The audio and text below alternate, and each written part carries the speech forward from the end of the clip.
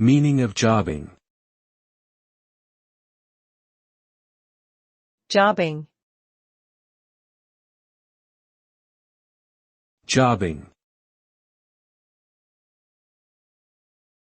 Jobbing. Jobbing.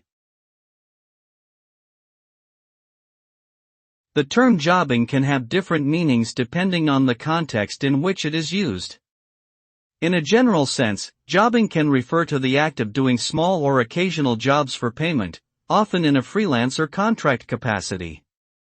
This could include tasks like carpentry work, graphic design, or administrative assistance.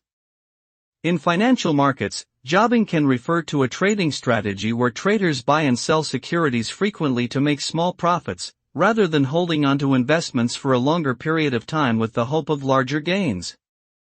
In some contexts, jobbing may also refer to the breeding or raising of game birds, particularly in the practice of pheasant jobbing. It's important to consider the context in which the term is being used to determine its specific meaning.